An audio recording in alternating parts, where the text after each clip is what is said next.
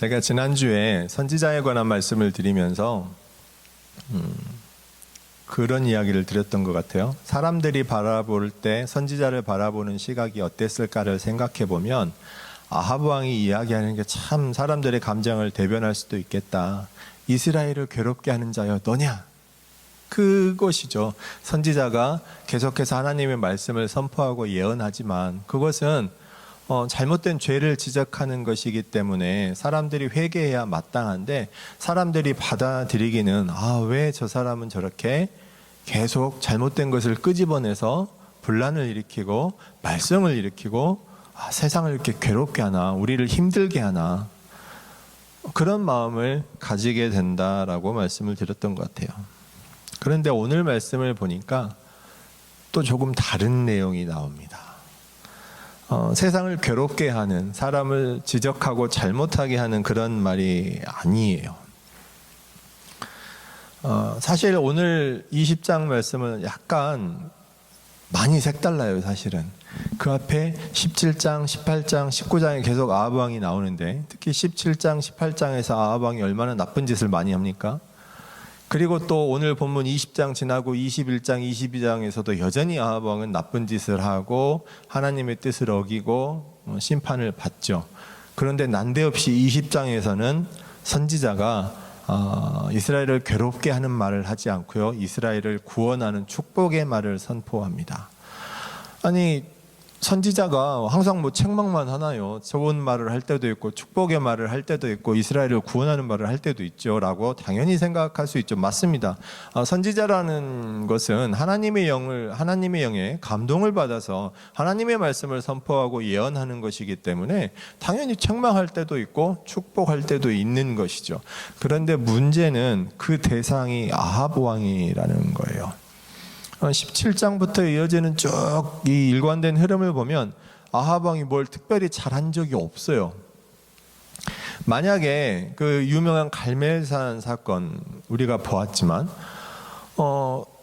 그렇게 하늘에서 불이 떨어져서 갈멜산에서 하나님께서 하나님 되심을 다 증명하셨단 말이에요. 많은 사람들이 그걸 보았죠. 아하브 왕도 보았습니다. 거기서 우상을 섬기는 선지자 850명을 죽였단 말이에요. 만약에 그때 아하브 왕이 정말 회개했다면, 그때 아하브 왕이 정말 회개하고 고백하고 하나님 되심을 고백하고 주님 내가 이제 다시 하나님께서 원하시는 그 길로 돌아서겠습니다 라고 고백했다면 20장이 말이 됩니다. 하나님께서 아하브 왕을 불쌍히 여기시고 이스라엘을 긍휼히 여기셔서 은혜를 주시는 거죠. 그래서 구원하시는 게 지극히 맞을 거예요. 그런데 아하브 왕이 어땠습니까? 전혀 회개하지 않았죠. 전 사실 되게 신기하게 생각했어요. 보통 사람이라면요, 하늘에서 불이 내려와서 그거 증명했는데 그거 보고 안 믿는다는 게 정말 쉽지 않습니다. 보통 사람은 그런 거 보면 잘 믿을 거예요. 그 순간이라도 회개할 거예요.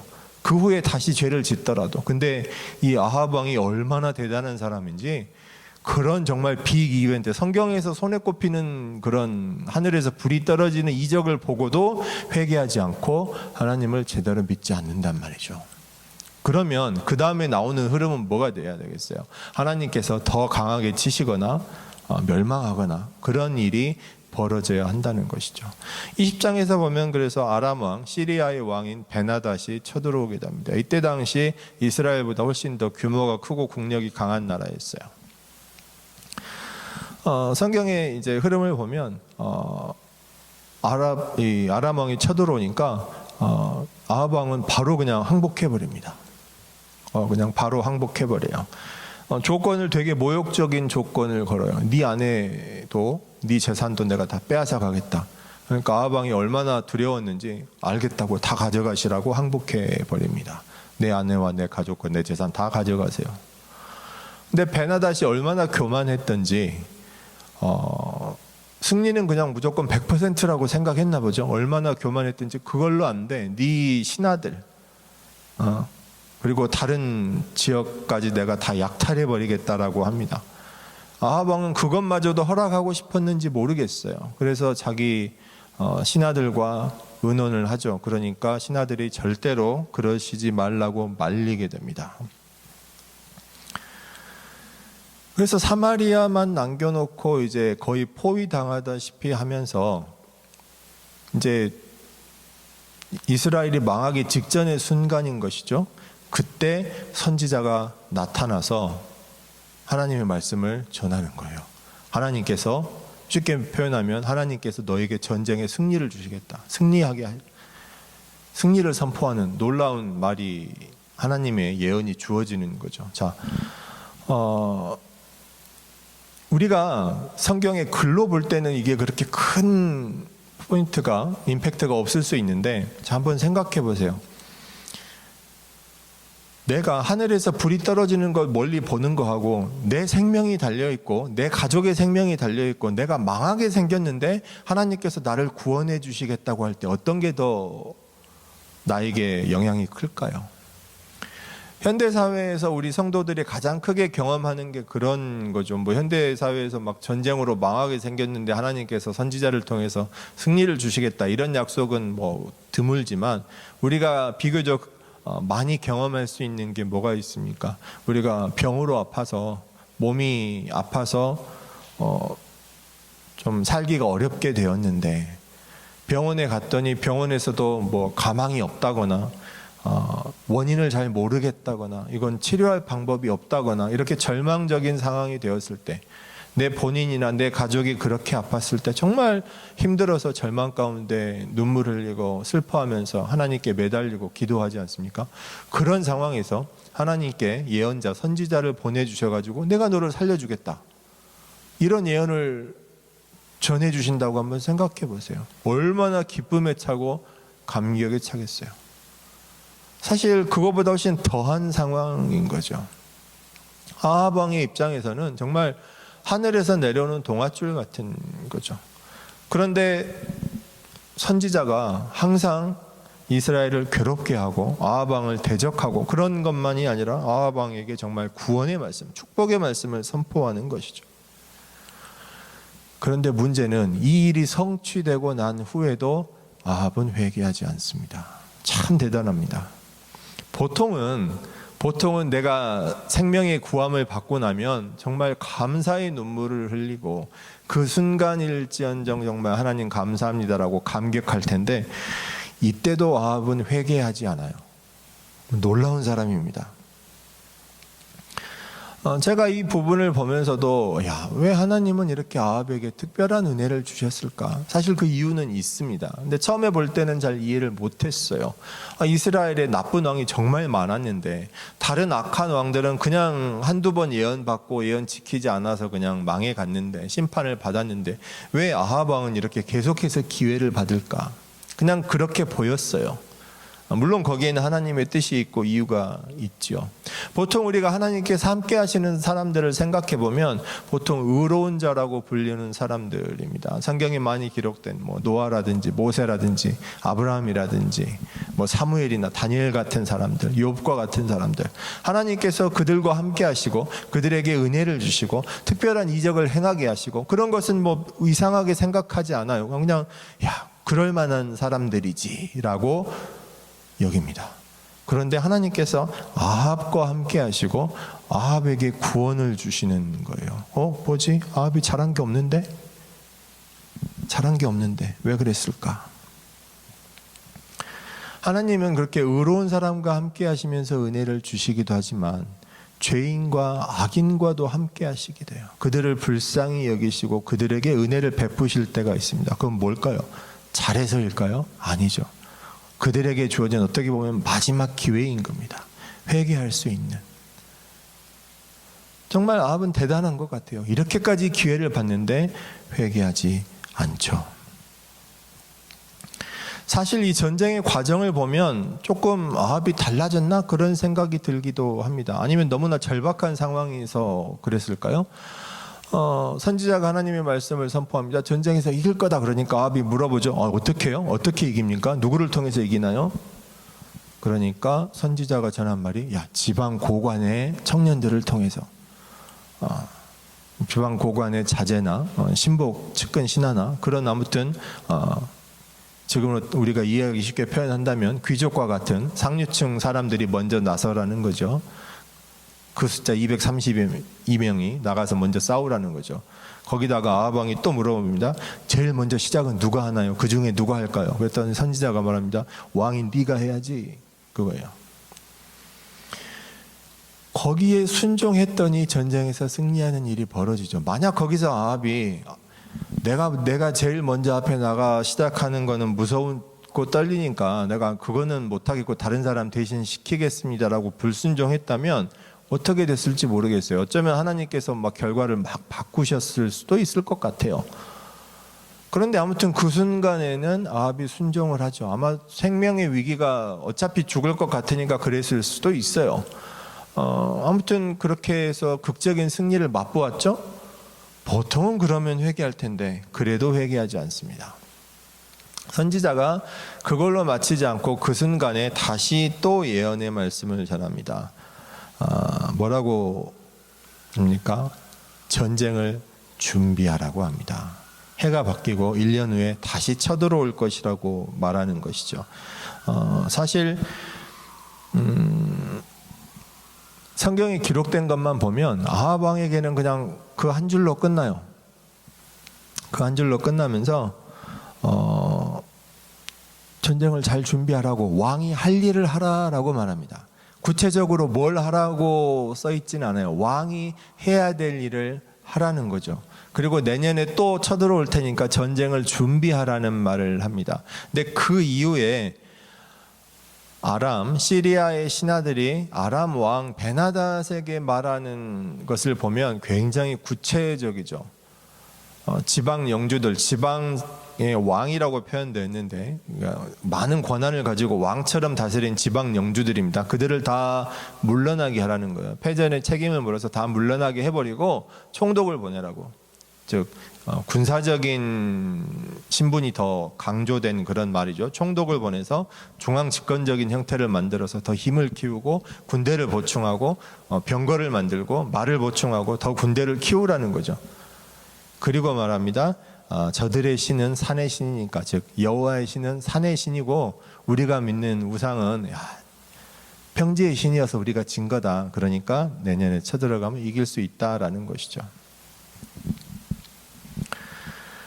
그리고 다시 해가 바뀌어서 쳐들어가서 또 전쟁이 일어났습니다. 결국은 또 이겼죠. 하나님께서 승리를 주셨습니다. 아합 왕이 한 게 없어요. 1년이 지나서 준비를 했는데 전쟁의 결과를 보니까 아람의 군사 10만 명을 죽였다고 했어요. 그러니까 10만 명이 훨씬 넘는 군대를 준비한 거예요. 그런데 이스라엘의 아합 왕은 뭘 준비했나 보니까 성경에는 염소 2무리 정도라고 표현이 되어 있어요. 정말 보잘것없는 것이 사실 준비가 안 된 거죠. 왕으로서 할 일을 하지 못한 거예요. 아합이 왕으로서 이스라엘을 이끌고 대신 나가서 싸우는, 이스라엘을 지키는 자기 책무를 감당하지 못한 것이죠. 그런데 하나님께서 승리를 주신 거예요.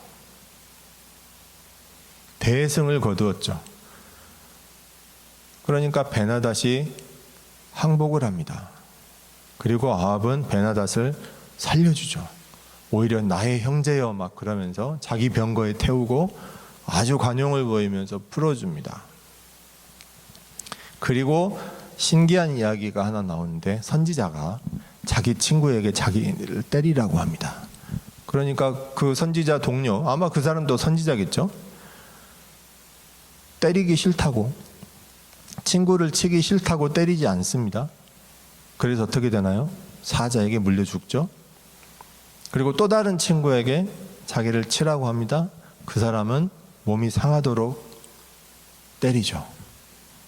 그리고 몸이 상하도록 다친 이후에 아합 왕에게 나가가지고 이야기를 하나 들려줍니다. 내가 포로를 맡았는데 이 포로가 좀 신분이 귀한 사람이었던 것 같아요.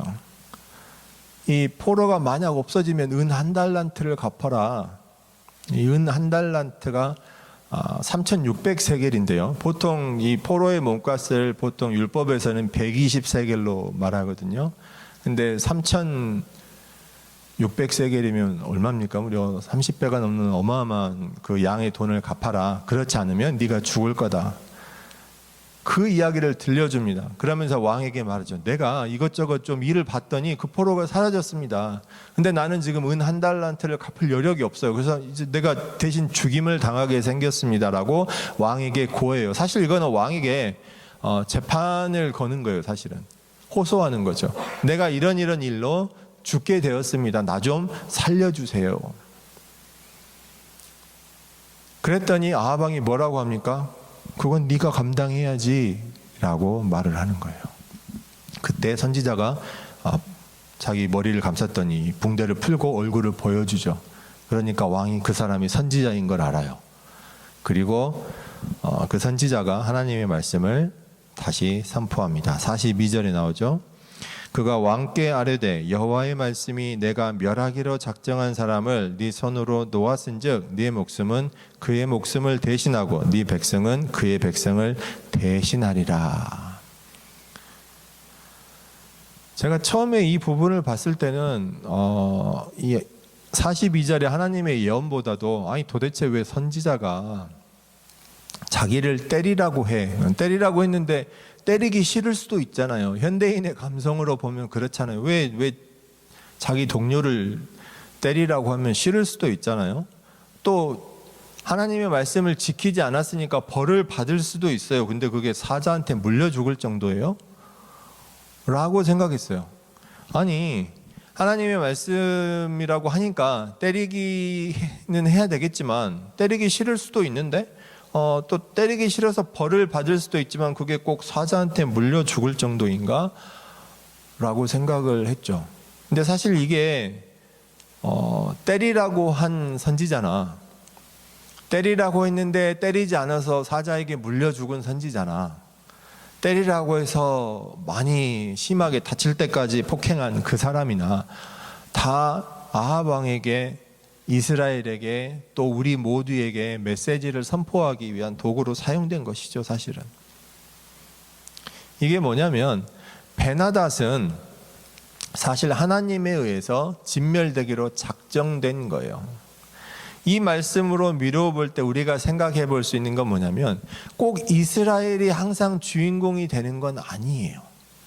하나님께서 선지자를 보내가지고 정말 아합 왕이 가장 간절히 듣고 싶었던 말, 내가 너를 살려줄게, 내가 너를 전쟁에서 이기게 해줄게, 아합 왕이 예뻐서 하신 것이 아니라 시리아 아람의 왕이 너무나 교만하였기 때문에 하나님을 모욕하고 우상을 섬길 뿐만 아니라 그냥 하나님을 모욕했기 때문에 하나님께서 하나님 되심을 나타내기 위해서 아람을 심판하기 위한 도구로 이스라엘을 사용하신 면도 있다라는 거예요. 그런데 아합 왕은 그걸 전혀 알지 못하죠. 제가 아까 말씀드렸잖아요. 1년간 전쟁을 준비했는데 염소 두 무리 모인 것처럼 한 게 아무것도 없어요. 상대방은 10만 명이 훨씬 넘는 군대를 준비했는데 자기가 잘해서 이긴 게 아무것도 없는데 하나님께서 승리를 주셨는데 선지자를 통해서 예언을 통해서 미리 말씀해 주셨는데 자기가 이겨놓고 자기가 잘해서 이긴 것처럼 자기가 관용을 보여준단 말이죠. 형제여, 내가 살려줄게. 이렇게 하나님의 이적을 맛보았으면 내 죄를 돌아보고 회개를 해야죠.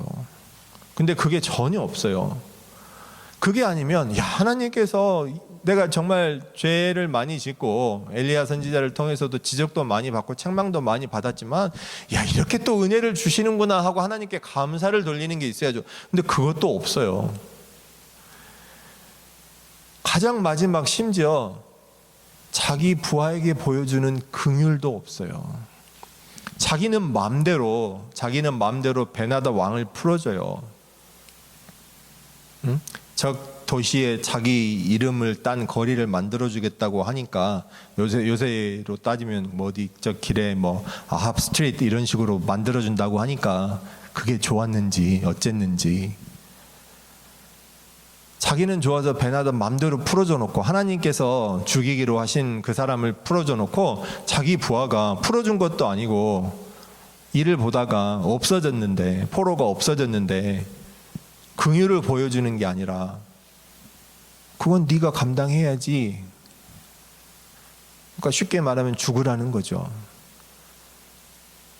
자기 분한데 나라를 위해서 싸우다가 다치기까지 했는데 그렇게 보여지는 사람에게 또는 그건 네가 감당해야 될 일이지 전혀 자기 부하에게도 긍휼을 보이지 않습니다.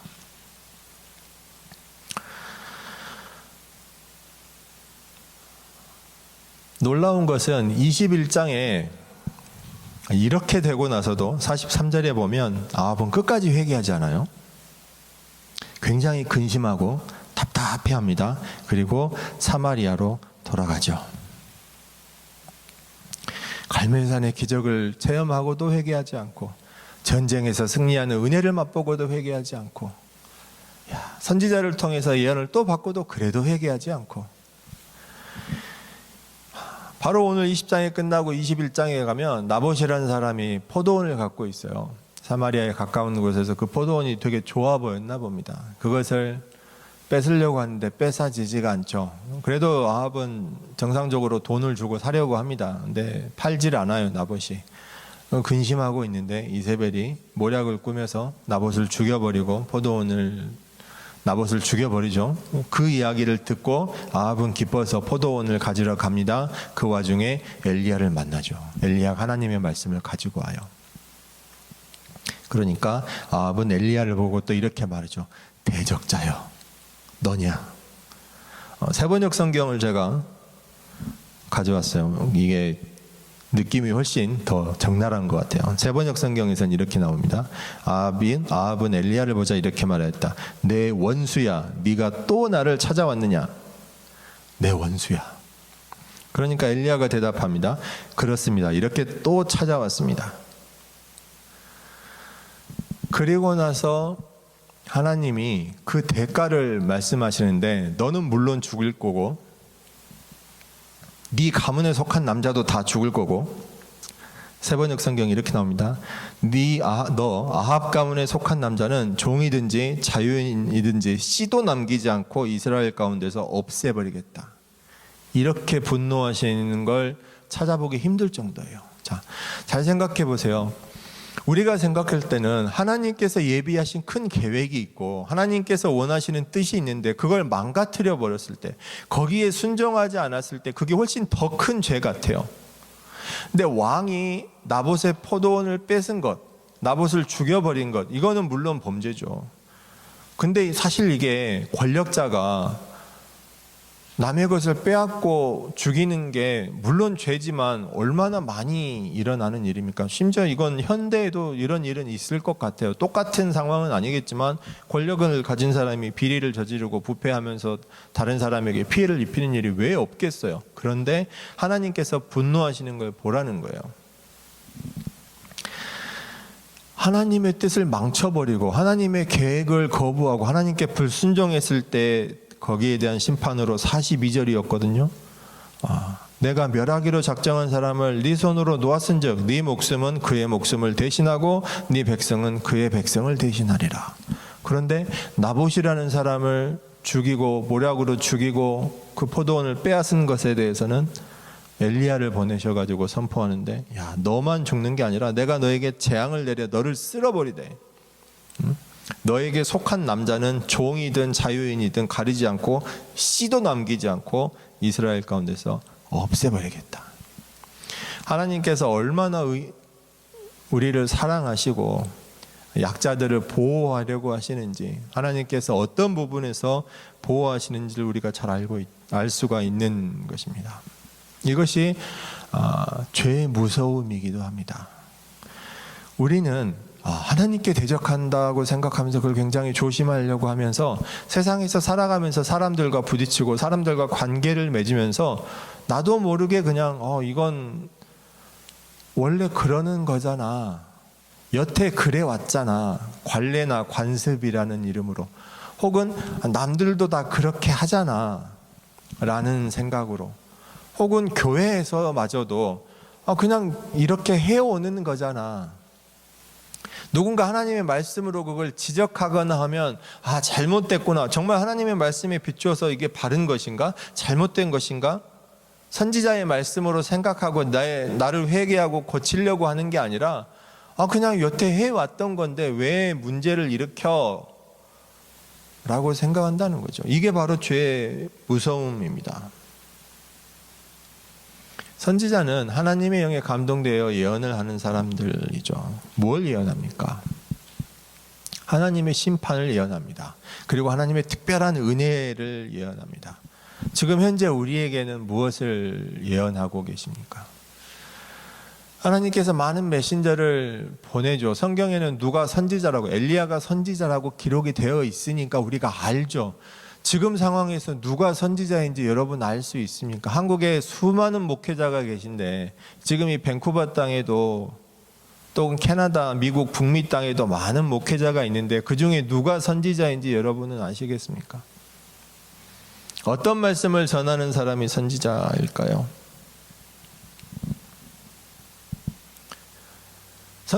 오늘 말씀의 제목대로 선지자가 듣기 좋은 말을 할 때도 있어요.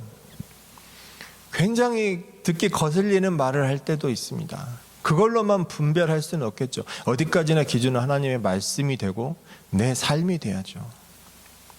내 삶이 하나님의 말씀에 비추어서 어떤가, 나의 편함을 위해서, 나의 이익을 위해서 살아가고 있는가, 아니면 그냥 여태 그래왔다는 그런 이유로 여태 괜찮았으니까 앞으로도 괜찮겠지라는 마음인지. 사랑하는 성도 여러분, 하나님의 목적은 하나님께서 하나님 되심을 보여주는 게 첫째입니다. 오늘 본문에서도 그걸 밝히고 있어요. 여호와께서 하나님 되실 것, 그걸 우리에게 알게 하시는 것이죠. 그것을 위해 우리 삶을 통해서 많은 은혜의 순간들을 허락하십니다. 그것은 과거의 선지자의 예언을 통해서도 그랬고요, 예수 그리스도의 은혜를 통해서 우리에게 주어지고 있습니다. 우리 삶에 주어진 주님의 은혜를 통해서 내가 은혜를 맛보았구나, 여기서 그쳐지면 안 돼요. 사실은 그러면 어쩌면 아합과도 비슷한 게 돼버려요. 갈멜산의 기적을 맛보고서도 회개할 줄을 몰라요. 정말 나라가 망하기 직전에 하나님께서 기적적으로 살려주셨는데도 회개할 줄 몰라요. 하나님께 감사를 돌리지도 않아요. 우리가 예수 그리스도의 은혜를 엄청나게 기껏 맛보고서도 회개하지 않고 감사하지 않으면 우리가 아합과 다른 점이 뭐가 있겠어요? 이것은 정말 우리가 날마다 맛보는 작은 은혜의 순간들, 그 순간들을 회개의 기회로, 감사의 기회로 활용하시기 바랍니다. 이런 특별한 은혜는 나만을 위해 주어진 게 아니라 다른 사람을 위해서도 똑같이 동일하게 주어진 것이기 때문에 더욱 그렇습니다.